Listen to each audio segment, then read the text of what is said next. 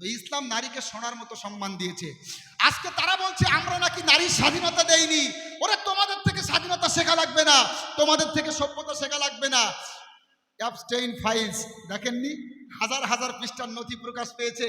এর মধ্যে মানে তাদের নাম আমরা দেখতে পাচ্ছি যাদেরকে আমরা রোল মডেল মনে করি, যাদের ফটো আমরা বাড়িতে সাজিয়ে রাখি, যাদেরকে আমরা অনুসরণযোগ্য মনে করি, বড় বড় বিজ্ঞানী, বড় বড় ব্যবসায়ী, ধনাঢ্য ব্যক্তি, তাদের নাম দেখতে পাচ্ছি।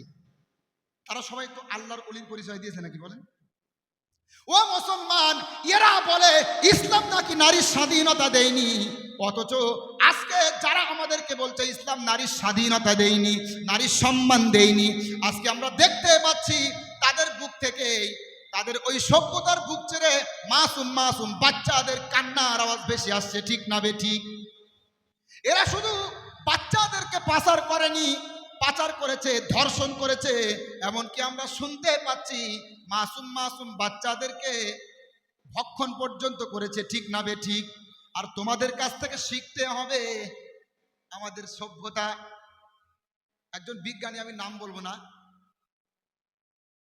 তো আপনারা জানেন তার নামটাও এই ফাইলে এসেছে। ওই বিজ্ঞানীটা নাস্তিক, বুঝলেন? অনেক অনেক বিজ্ঞানী আছে, বড় বড় বিজ্ঞানী, তারা স্রষ্টার অস্তিত্বের স্বীকৃতি দেয়। যেহেতু স্রষ্টার অস্তিত্ব এটা প্রমাণ করা সম্ভব, আমরা বিজ্ঞান দিয়েই প্রমাণ করব ইনশা আল্লাহ। পৃথিবীর কোনো নাস্তিক নেই আমাদের সামনে এসে বসে ইসলাম বা স্রষ্টার অস্তিত্ব অস্বীকার করবে। বিজ্ঞান দিয়েই প্রমাণ করবো, কারণ নাস্তিকরা তো, নাস্তিকদের বাপ তো বিজ্ঞানীরা, ঠিক না? ঠিক বলেন? ওরা কিন্তু এইসব ধর্ম টর্ম মানবে না, বুঝলেন? বিজ্ঞান দিয়ে প্রমাণ করতে পারবো। তো একজন বিজ্ঞানী আছে, অনেক বড় বিজ্ঞানী, তাকে আমরা মডেল মনে করি, অনেকে ফটো বাড়ি সাজিয়ে রেখে দেয়। তিনি স্রষ্টার অস্তিত্বের স্বীকৃতি দেয় না, তার নামটাও ওই ফাইলের মধ্যে আছে। এখন আমার সামনে স্পষ্ট, উনি যে স্রষ্টা মানে না, এর কারণ হলো উনি যে অপরাধ করেছে, স্রষ্টা তার মধ্যে সেই অনুভূতি দেয়নি, পথভ্রষ্ট করেছে, ঠিক না বে ঠিক বলেন? মাসুম মাসুম বাচ্চাদেরকে উপভোগ করেছে। নাউজুবিল্লাহ, নাউজুবিল্লাহ, বলেন নাউজুবিল্লাহ। ইসলাম নারীকে সম্মান দিয়েছে। এজন্য মা বোনদেরকে বলবো যে ইসলাম আপনাদের সম্মান দিয়েছে। আরে আপনাদের তো বেঁচে থাকার অধিকারই ছিল না। নবীজি মুহাম্মদ সাল্লাল্লাহু আলাইহি ওয়াসাল্লাম আসার আগে বাচ্চাদেরকে জীবন্ত কবর দেওয়া হতো, ঠিক না বেটি? মহান আল্লাহ বলছেন, ওয়ালা তাকতুলু আওলাদাকুম খাশিয়াতা ইমলাক নাহানু নারযুকুহুম ওয়া ইয়্যাকুম ইন্না কাতলাহুম কানা খিতআউ কাবীরা। মহান আল্লাহ বলছেন, মহান আল্লাহ বলছেন, তোমরা দারিদ্রতার ভয়ে তোমরা তোমাদের কন্যা সন্তানদেরকে হত্যা করে দিও না। যেই আল্লাহ তোমাদের জন্য রিজিকের ব্যবস্থা করেছেন, সেই আল্লাহ তাদের জন্যও ব্যবস্থা করবে। তোমরা তোমাদের সন্তানদেরকে হত্যা করে দিও না, বিধানকার। মা বোনদেরকে বলবো, ইসলাম আপনাদের ভালো লাগে না, ইসলামের পর্দার বিধান আপনাদের ভালো লাগে না, ইসলামের নারী সংক্রান্ত যে বিধানগুলো আছে এগুলো আপনাদের পছন্দ হয় না। যদি না হয় তাহলে একবার হলেও ভাববেন, স্বাধীনতা তো দূরের কথা, বেঁচে থাকার অধিকার তো আপনাদের ছিল না, ঠিক না বে ঠিক?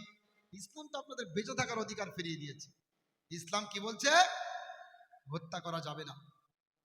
তবে একটা দুঃখের কথা এখানে না বললে নয়, যদিও জাহেলিয়াতের যুগ বলে আমরা সম্বোধন করি, রাসূল সাল্লাল্লাহু আলাইহি ওয়াসাল্লামের আসার আগের যুগকে আমরা জাহেলিয়াতের যুগ বলি, কিন্তু আমরা যে এই একবিংশ শতাব্দীতে আমরাও যে একটা আধুনিক জাহেলিয়াতের মধ্যে আছি, এটা আমাদের মানতে কষ্ট হয়। তদানীন্তন সময়ে পরীক্ষা নিরীক্ষা করে বুঝতে পারা যেত না পেটের মধ্যে কি সন্তান আছে, এজন্য দুনিয়াতে আসার পরে কন্যা সন্তান একাধারে আসলে হত্যা করত। আর আজকে সেটা আধুনিক হয়ে গেছে। এখন যদি জানতে পারে একটা সন্তান মেয়ে হয়েছে, গর্ভের মধ্যে আবার আছে কন্যা সন্তান, তখন অনেকে নষ্ট করবে ঔষধ দিয়ে, ঠিক না? ঠিক বল। তার মানে জাহেলিয়াত কিন্তু ফিরে এসেছে, ঠিক না? ও মুসলমান, অসংখ্য অগণিত মুসলমান রয়েছে, আমি ভালোভাবে শুনেছি, পেটের মধ্যে সন্তান আছে, এমনকি রুহু পর্যন্ত চলে এসেছে, এরপরে ঔষধের মাধ্যমে নষ্ট করে। আমি স্পষ্ট বলতে চাই, কেউ যদি সন্তান নষ্ট করে রুহু আসার আগ পর্যন্ত, তাহলে ভ্রূণ নষ্ট করার গুনাহ হবে, কবিরা গুনাহ। আর যদি জাহান আসার পরে, রুহু আসার পরে হত্যা করে, তাহলে দুইটা পাপ হবে। একটা হলো বাচ্চা নষ্ট করার পাপ, ভ্রূণ নষ্ট করার পাপ, আর একটা হলো মানুষ হত্যা করার পাপ। মানুষ হত্যা করার পাপ কিরকম জানেন? এই মাঝে মাঝে কিছু ঘটনা ঘটে যায়, দেখবেন।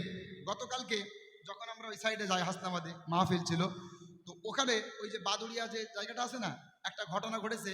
গতকালকে সেখানে আর কি বিষয়টা জানা গেছে, আগে ঘটনাটা ঘটেছে।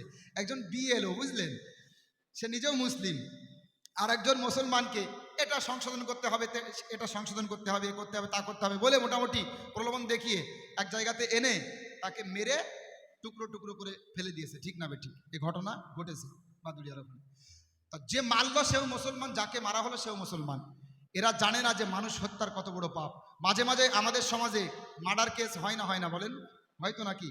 মাঝে মাঝে আমাদের সমাজে হত্যাকাণ্ড ঘটে, একে অপরকে হত্যা করে ফেলে, একে অপরকে মার্ডার করে দেয়। ও মুসলমান, কেউ যদি জানে, কেউ যদি জানতো একজন মানুষকে হত্যা করা কত বড় পাপ, আল্লাহর কসম করে বলছি, হত্যা তো দূরের কথা, একজন মানুষ আর একটা মানুষের গায়ে হাত তুলতো না। এবার ভালো করে শোনেন, একটা মানুষকে হত্যা করলে কি হবে? মহান আল্লাহ বলছেন, ওয়ামাইয়াকুতুল মুমিনাম মুতাআম্মিদাও ফাজাযাউহু জাহান্নাম খালিদান ফিহা ওয়া গাদিবাল্লাহু আলাইহি ওয়া লাআনাহু ওয়া আ'আদ্দা লাহু আযাবান আযীমা। মহান আল্লাহ বলছেন, কেউ যদি ইচ্ছাকৃত কোনো ইমানদারকে হত্যা করে দেয় তাহলে তার ঠিকানা হবে জাহান্নাম, লম্বা সময় পর্যন্ত জাহান্নামে থাকবে, তার উপরে আল্লাহ অভিশাপ দেবে, তার উপরে আল্লাহ গজব নাজিল করবে। তাহলে মানুষ হত্যা করার পাপ জাহান্নাম, কথা কার বলেন? আজকে এই জাহেলিয়াতের মধ্যে বাস করছি। আজকে বক্তারা উদাহরণ দিয়ে বলে আমরা জাহেলিয়াতের যুগকে দূর করেছি, তদানীন্তন সময়ে মেয়েদেরকে হত্যা করা হতো আর এখন বন্ধ হয়ে গেছে। না, জাহেলিয়াতটা আছে, কিন্তু তদানীন্তন সময়ের রূপটা আলাদা ছিল, এখনকার রূপটা একটু ভিন্ন। এটা করা যাবে না, ইসলামী শরীয়ত সমর্থন করে না। সাহাবায়ে কেরামের যুগ ছিল জাহেলিয়াতকে দুনিয়া থেকে মিটিয়ে দেওয়ার জন্য। ঠিক না ঠিক বলেন? কবি বলছেন, খোলাফায়ে রাশেদার সোনালী দিন কেন ফিরে আসে না, সকলেই পেয়ে তার অধিকার, কেন যে প্রাণ খুলে হাসে না। খোলাফায়ে রাশেদার সোনালী দিন কেন ফিরে আসে না, সকলেই পেয়ে তার অধিকার, কেন যে প্রাণ খুলে হাসে না। ধুলার আসনে বসে উমারে রাজ্য শাসন করিত,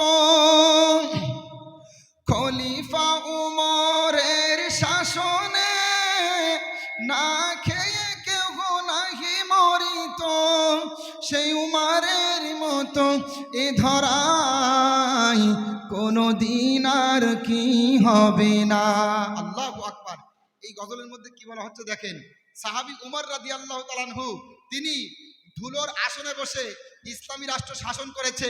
তিনি বলেছেন, নদীর তীরে একটা প্রাণীও যদি না খেয়ে মারা যায় এর জন্য আমি উমর আল্লাহর কাছে দায়ী হব। আর আজকে যারা আমাদেরকে সভ্যতা শেখাচ্ছে, যারা আজকে আমাদেরকে বলছে যে তারা আধুনিক, আমরা আধুনিক না, বা আমরা মানবতার শত্রু, তারা আজকে দেখেন লক্ষ লক্ষ কোটি কোটি টাকার সিংহাসনে বসে, লক্ষ কোটি টাকার গাড়ি বাড়ি রয়েছে, এরপরেও জনগণের নিরাপত্তা দিতে পারে না। ঠিক না ঠিক বলেন? লজ্জা, এটা লজ্জা। সাহাবী উমরের বিপক্ষে অবস্থান নেয়। নবীজি মুহাম্মদ সাল্লাল্লাহু আলাইহি ওয়াসাল্লামকে মরুভূমির ডাকাত বলে, মুসলমানদেরকে দেখলেই বলে সন্ত্রাসী, মুসলমানদেরকে দেখলেই বলে উগ্রবাদী, মুসলমানদেরকে দেখলেই বলে আতঙ্কবাদী। ঠিক না ঠিক? অথচ যাদেরকে আতঙ্কবাদী বলছে তাদেরকে যারা বলা যায় প্রতিষ্ঠিত করেছে নবীজি, সাহাবায়ে কেরাম। এই সাহাবী বলছেন, একজন প্রাণী যদি, একটা প্রাণী যদি নদীর তীরে না খেয়ে মারা যায়, আমি আল্লাহর কাছে আসামির কাঠগড়ায় দাঁড়াতে হবে। আর আজকে তোমরা উন্নত বিশ্বে উন্নত অবস্থানে আছো, এরপরেও পশু পাখি তো দূরের কথা, মানুষের নিরাপত্তা তোমরা দিতে পারো না। ঠিক না ঠিক? মাসুম বাচ্চাদেরকে অপহরণ করে, ধর্ষণ করে তাদের মাংস খাওয়া, আমাদের সাহাবায়ে কেরাম এটা করা তো দূরের কথা, কখনো কল্পনাও করবে না। ঠিক না ঠিক বলে? মাসুম বাচ্চাদেরকে ধর্ষণ করে হত্যা করা আমার নবী করা তো দূরের কথা, কল্পনাও করবে না। ঠিক না ঠিক? আরো বলবে কি, যারা এগুলো করে তাদের ঠিকানা জাহান্নাম।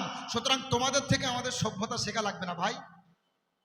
আমরা শেখার জাতি না, আমরা শেখানোর জাতি, ঠিক না ঠিক বলে? এই কথা বুঝতে পেরেছেন তো? আমরা শেখার জাতি না, শেখাবো। সভ্যতা কারে বলে? তোমরা তো বলছো মাদ্রাসায় আতঙ্কবাদী তৈরি হয়, এসো মাদ্রাসায় তোমাদেরকে শিখিয়ে দেবো সভ্যতা কারে বলে। মাদ্রাসায় আতঙ্কবাদী তৈরি হয়, তাই না? মাদ্রাসায় আতঙ্কবাদী তৈরি হয়। কেমন আতঙ্কবাদী জানেন? নবীজি মুহাম্মদ সাল্লাল্লাহু আলাইহি ওয়াসাল্লাম বলছে, মাল্লাম ইয়ারহাম সাগীরানা ওয়ালাম ইউক্কির কবীরানা ফালাইসা মিন্না। আমার নবী তিনি বলছেন, যে ব্যক্তি ছোটদের প্রতি শ্রদ্ধা ভাজন হয় না, যে ব্যক্তি ছোটদেরকে সম্মান যে ব্যক্তি ছোটদেরকে মহব্বত করে না, বড়দেরকে সম্মান করে না, সে আমার অন্তর্ভুক্ত নয়, আমাদের অন্তর্ভুক্ত নয়। এটা হলো মাদ্রাসার শিক্ষা। বুঝতে পেরেছেন ভাই? কি সুন্দর কথা। যে ছোটদের সম্মান করে না, যে ছোটদের প্রতি ভালোবাসা বিলায় না, বড়দেরকে সম্মান করে না, সে আমার উম্মতের অন্তর্ভুক্ত নয়, সে মুসলমানদের অন্তর্ভুক্ত নয়। এই শিক্ষা দেওয়া হয় মাদ্রাসায়। আর তোমরা বলছো মাদ্রাসায় আতঙ্কবাদী শিক্ষা দেওয়া হয়। ভোটের জন্য তোমরা যে কতটা নিকৃষ্ট হতে পারো, তোমরা না থাকলে আমরা বুঝতেও পারতাম না, ঠিক না বেঠিক? রাজনৈতিক স্বার্থ চরিতার্থে মানুষ যে এতটা নিকৃষ্ট হতে পারে, মানুষ যে এতটা অসভ্য হতে পারে, তাদেরকে দেখলে আমরা না দেখলে বুঝতেও পারতাম না, ঠিক না বেঠিক বলেন? আমাদের মুখ দিয়ে কোনোদিন বাইর হবে না। আমরা তো পারি আলোচনা করতে, কোনোদিন তাদের ধর্ম নিয়ে উল্টাপাল্টা মন্তব্য করিনি। একের পর এক মন্তব্য করেই যাচ্ছে। কেন জানেন? সামনে ভোট, যদি একটা দাঙ্গা লাগানো যায় মাশাআল্লাহ ভালো হবে। এদের কাজই এই, বুঝলেন? সাংবাদিকগুলো দেখেন না কি একটা অবস্থা। সারা জীবন ধরে শুনে এসছি আমরা, এক বৃন্তে দুইটি কুসুম। আর এ বলছে কিসের কুসুম? বুঝলেন? তোর বাপের কুসুম। কিসের কুসুম? এক বৃন্তে দুইটা কুসুম। কবি কত সুন্দর কথা বলছেন, মুসলিম আর হিন্দু মোরা দুই সহোদর ভাই, মোরা এক বৃন্তে দুইটি কুসুম, এক ভারতে ঠাই।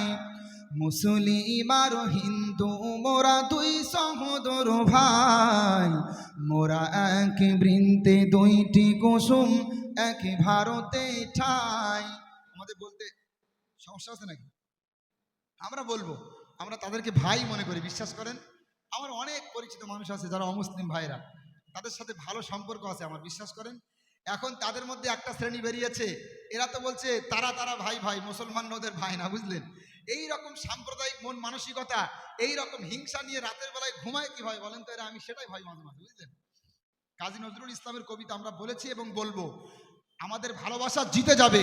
আর তোমরা যারা হিংসা করছো, আমি তোমাদেরকে চ্যালেঞ্জ করে বলছি, তোমাদের এই স্বার্থ উদ্দেশ্য কোনোদিন পূরণ হবে না ইনশাল্লাহ, ঠিক না? ঠিক বলে। তাই তো কবি বলছে, মুসলিম আর হিন্দু মোরা দুই সহোদর ভাই, মোরা এক বৃন্তে দুইটি কুসুম, এক ভারতে ঠাই।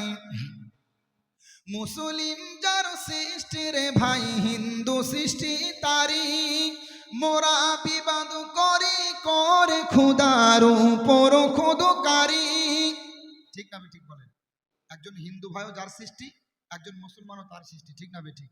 আমরা ভেদাভেদ করবো না। দেখেন, দুনিয়াতে ধর্ম আমাদের ভিন্ন ভিন্ন হতে পারে, কিন্তু মানুষ হিসাবে আমরা তো সকলেই সমান, ঠিক না ঠিক? বুঝতে পেরেছেন তো? তো যাই হোক, আমি যে কথা আলোচনা করছিলাম, জাহেলিয়াত উপেক্ষা করতে হবে, ইসলামী বিধানের মধ্যে থাকতে হবে। বিশেষ করে যে বলছিলাম, আমাদের ঘরের মেয়েরা আজকে আমাদের কথা শুনতে চায় না, পর্দাহীনভাবে ঘরে। যুবকরা আজকে মনে করেন ইহুদি খ্রিস্টানদের কালচার লালন করছে, ইসলামের কালচার তাদের ভালো লাগে না। যেমন দেখেন, আপনারা রাগ করবেন না, ভালোবাসি বলে বলছি, নবীজি মুহাম্মদ সাল্লাল্লাহু আলাইহি ওয়াসাল্লামের সুন্নাতের মধ্যে থাকলে জান্নাত পাওয়া যায়, আল্লাহর ভালোবাসা পাওয়া যায়। কিন্তু আজকে যুবকদের অবস্থা দেখেন, মাথার চুলের কাটিং রাসূলের সুন্নাত অনুযায়ী যদি আপনি করেন, 4 রকম পদ্ধতি আছে। কাঁধ পর্যন্ত বাবরি হবে, মাঝারি বাবরি, কানের লতি পর্যন্ত বাবরি, অথবা চতুর্দিকে হবে, ছোট হোক বড় হোক সমান হবে, ঠিক না? কিন্তু আজকে দেখেন, আমরা শুধুমাত্র মুখে আই লাভ মোহাম্মদ বলছি, মুখে আই লাভ মোহাম্মদ বলছি, ফেসবুকে আই লাভ মোহাম্মদের 6 লাভ, রাস্তাঘাটে আই লাভ মোহাম্মদ লেখা, নবীজিকে ভালোবাসি। কিন্তু এটা আবার কেমন ভালোবাসা, যে ভালোবাসা আমাদেরকে অনুসরণ করতে শেখায় না? এটা আবার কেমন ভালোবাসা, যেই ভালোবাসাটা শুধুমাত্র মুখের মধ্যেই থাকে, বাস্তবে রূপ নেয় না? নবীজির সুন্নাত চুলের কাটিং হলো যেগুলো বললাম এগুলো। আর আজকে আমাদের যুবক ভাইয়েরা চতুর্দিকে টাক পড়া, মাঝখানে কাকাতুয়ার মতো ঝুটি, ঠিক না? আমি বলছি না, আপনাদেরকে লজ্জা দেব না, কিন্তু ভালোবাসি ভাই। ও ভাই, আপনারা আমার এলাকার লোক, বিশ্বাস করেন, আমি ভালোবেসে কথাগুলো বলছি। আপনারা রাসূলের সুন্নত তরিকায় আসেন। আরে একটুও কি মনে হয় না যখন গোটা বিশ্ব নবীজির বিরুদ্ধে অবস্থান নিচ্ছে, যখন গোটা বিশ্ব ইসলামের বিরুদ্ধে অবস্থান নিচ্ছে, যখন গোটা বিশ্ব আল কোরআনের বিরুদ্ধে অবস্থান নিচ্ছে, তখন আমরা যারা মুসলমান আমরা অন্তত আমরা দিনের প্রতি অটল থাকি। একটা ভিতরে তো একটা মানে একটা রাগ তো কাজ করার দরকার নাকি বলেন? সবাই যখন আমার নবীর বিরুদ্ধে যাচ্ছে, আরে তোমরা তোমাদের বিরুদ্ধাচারণ নিয়ে থাকো, আমরা আমার নবীকে ভালোবাসবো, দরকার নাই তোমাদের ভালোবাসা। ঠিক না? আমি ঠিক বলেন? এটা তো মুসলমানের বাচ্চাদের এই এই অহংকার বা এই যে একটা জেদ, এটা তো ভিতরে থাকা উচিত, কিন্তু নেই কেন বলেন? আজকে 100-র ভিতরে 95% যুবক ছেলেদের চুলের কাটিং হলো ইহুদি খ্রিস্টানদের মতো। অথচ অথচ নবীজি মুহাম্মদ সাল্লাল্লাহু আলাইহি ওয়াসাল্লাম বলছে, মান তাসাব্বাহা বিকওমিন ফাহুয়া মিনহুম। যে জাতি যাদের অনুকরণ করবে, যে জাতি যাদের অনুসরণ করবে, তারা তাদের অন্তর্ভুক্ত। ঠিক না বে ঠিক? কিয়ামতের দিবসে আল্লাহ পাক হয়তো তাদের কাতারে যেতে পারে। ও ভাই, আমি স্পষ্ট বলতে চাই, আপনি দুনিয়াতে আই লাভ মোহাম্মদ বলছেন, আপনি দুনিয়াতে নবীজি মুহাম্মদ সাল্লাল্লাহু আলাইহি ওয়াসাল্লামকে ভালোবাসছেন, কোনো আপত্তি নেই, এটা আমাদের ঈমানের অঙ্গ। কিন্তু আপনি এটা একবার ভাবুন যে আমার নামটা আবার ওই তাদের খাতায় চলে যাবে না তো? যাদের নাম পাওয়া গেছে এপস্টাইন ফাইলে, তাদের খাতায় চলে যাবে না তো আমার নামটা আবার? কারণ তাদের মন মানসিকতা তো আমরা নিয়ে চলছি সব জায়গাতে, মাথা থেকে পা পর্যন্ত সব তাদের কালচার। আজকে ইয়াং মেয়ে যারা হবে, ঢিলে ঢালা পোশাক পরবে, পরে না আটো সাটো পোশাক পরে ঘোরাঘুরি করছে। ঠিক না? ঠিক বলে এগুলো কি আমি মানে বুঝতে পারি না। আমি অনুরোধ করে বলছি, চেষ্টা করলে সব সম্ভব। আমাদের তো পাশেই গ্রাম, আগে হেজাব করতো না ঠিক মতো মানুষ, এখন মাশাআল্লাহ আমরা চেষ্টা করে, এখন যারা স্কুলে যায় বেশিরভাগ মেয়ে মাশাআল্লাহ হেজাব করে, বলেন সুবহানাল্লাহ। আমরা চেষ্টা করেছি, গ্রামে 3টা মক্তব চলছে আমাদের গ্রামে, অনেক খেদমত আল্লাহ শুকরিয়া আমরা করেছি, অসংখ্য অগণিত পরিবর্তন, অসংখ্য অগণিত মানুষের জীবনে পরিবর্তন এসে বিশ্বাস করেন। আপনারাও চেষ্টা করলে পারবেন। যেমনভাবে সুন্দর করে টাকা পয়সা তুলে জলসা দিয়েছেন, তেমনভাবে একটা টিম আমাদের মধ্যে এমন থাকা উচিত যারা মানুষকে সৎ কাজের আদেশ করবে, অসৎ কাজ থেকে নিষেধ করবে, এমন একটা টিম আমাদের মধ্যে থাকা উচিত। এমন